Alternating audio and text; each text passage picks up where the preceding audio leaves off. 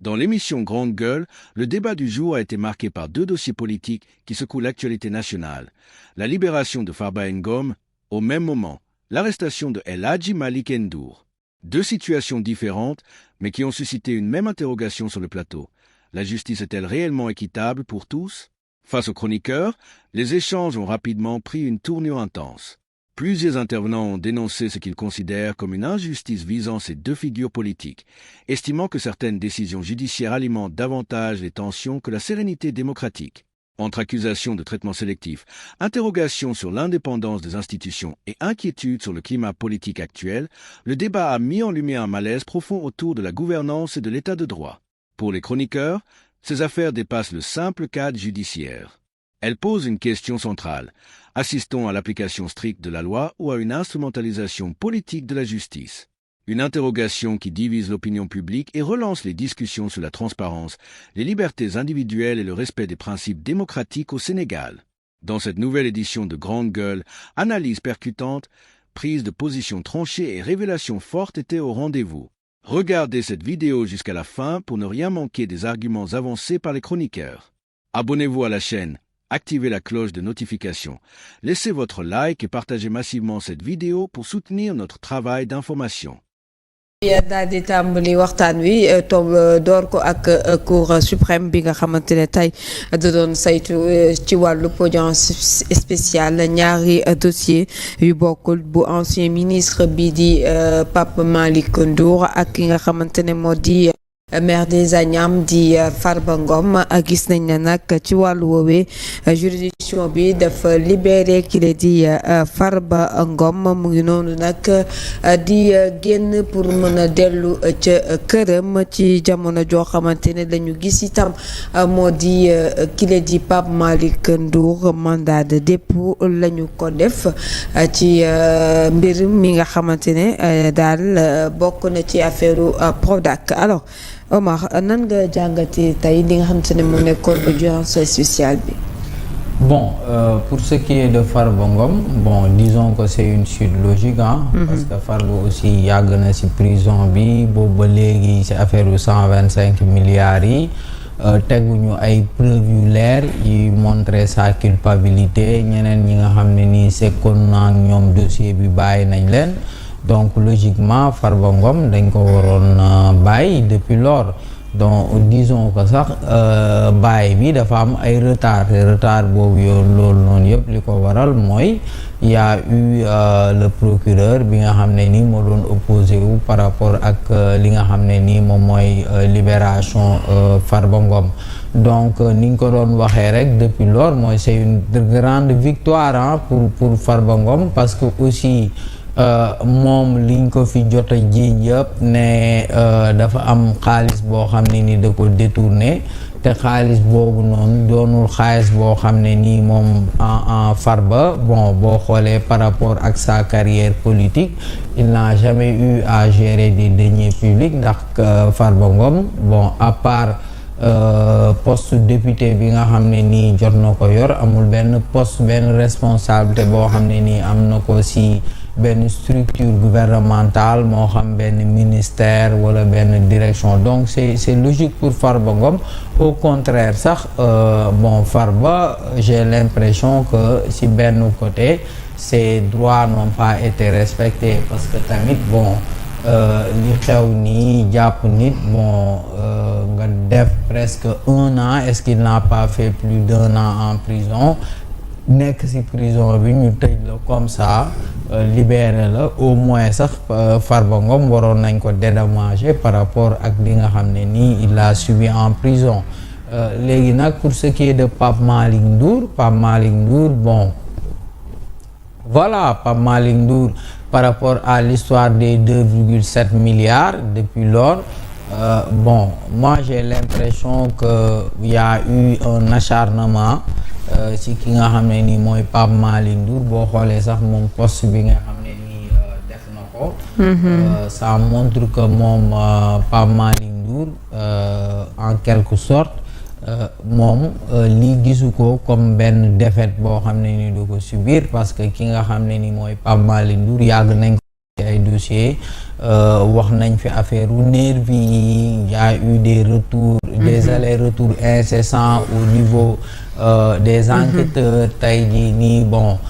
Pape Malick Ndour toog lu yàgg loo xam ne nii il avait eu un bracelet électronique, il n'était pas libre de ses mouvements. En quelque sorte Pape Malick Ndour était en prison ba tey jii nii bon li nga xam ne nii moom mooy sa liberté waa Cour suprême ils ont révoqué ça. Donc man bon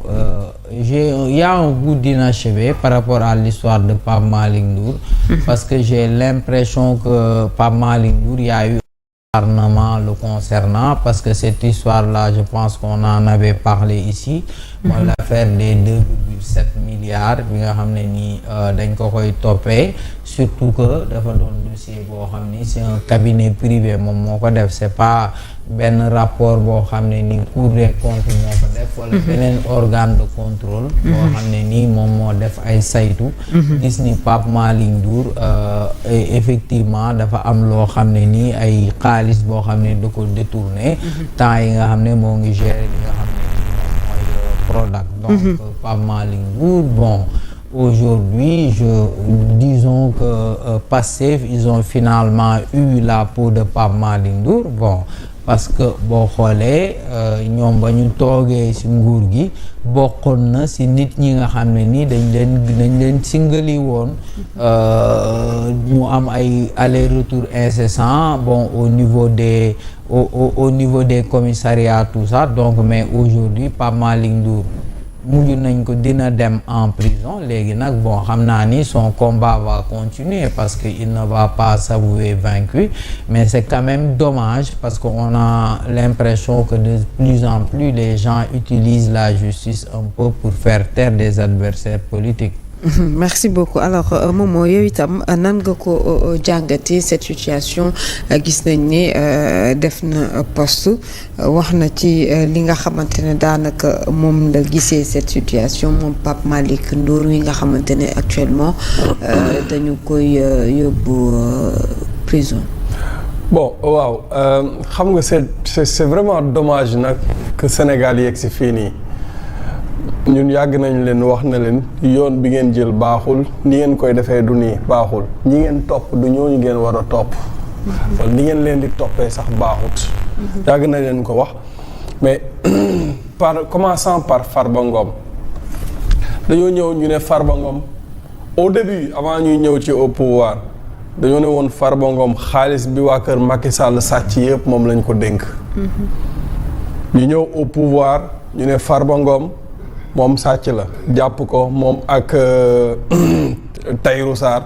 tëj ci kaso bi ñu ne 125 milliards la ñuy toppee Farba Ngom 125 milliards Fatima journaux yi plateau yi seen chroniqueurs yi chaque jour que Dieu fait pendant presque 1 an chaque jour ñu toog di démontrer Farba ni mu sàccee xaalis chaque jour ñu lay indil ay démonstration Farba sàcc na fii Farba daan na jox kii xaalis Farba daan na dugg fii da nga leen di déglu nga ne Farba sàcc la chaque jour maanaam ñoom seen journalistes yi ñu créer benn communication autour de l'affaire de Farba Ngom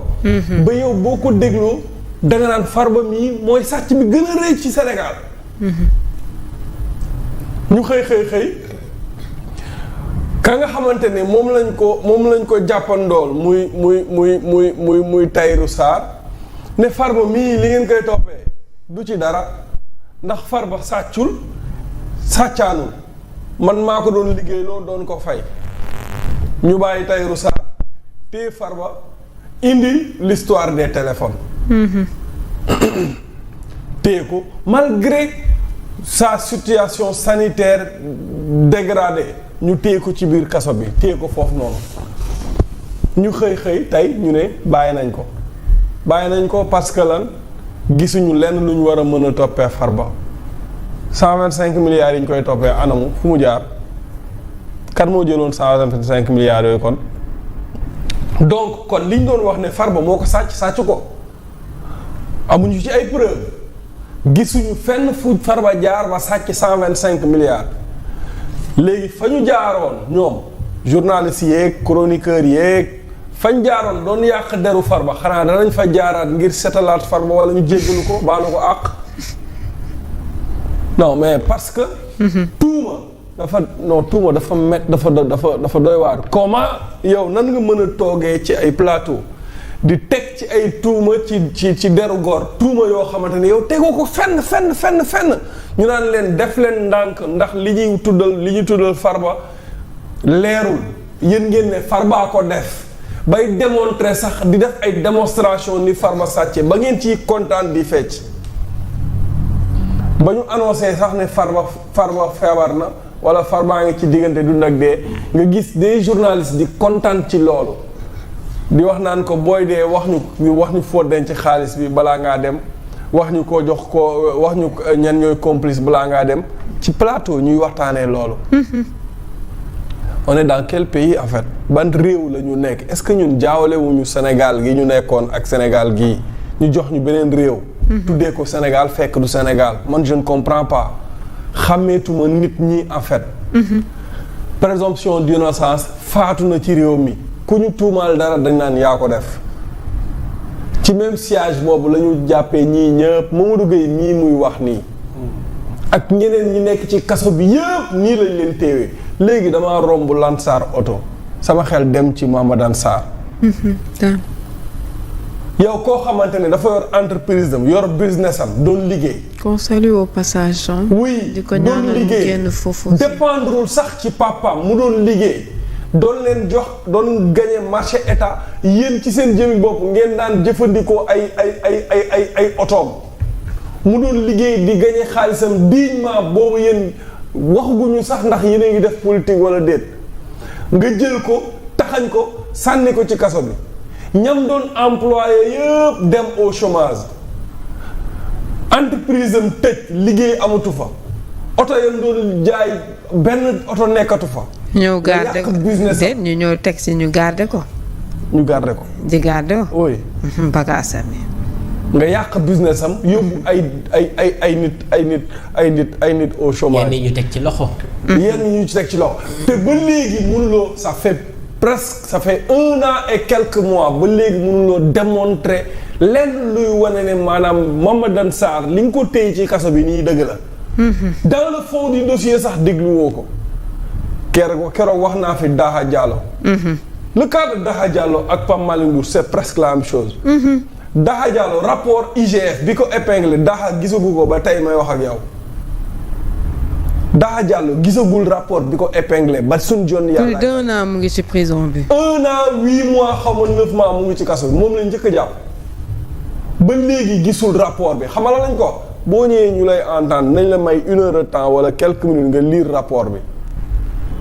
ba léegi gisul sax moom rapport IGF bi nga xamante ne moo ko épinglé nga téye ko tëj ko ci kaso mu feebar nga yóbbu ko pavillon spécial. nga jël Pape Malick Ndour jël cabinet bu ñu tuddee ADR xaw ma Dramé sa xarit la xaw ma lu mu gagné marché boobu nga def loo ko audit Pape Malick ba suñ joon yàlla yi gisul audit bi nga xamante ni moo ko épinglé xamul lu ñu koy toppee nga ne Pape Malick Ndour sàcc la ci 2,7 milliards la sàcc te moom gisul sax yow maanaam audit bi nga def ci audit bi sax gisu ko tegu ko bët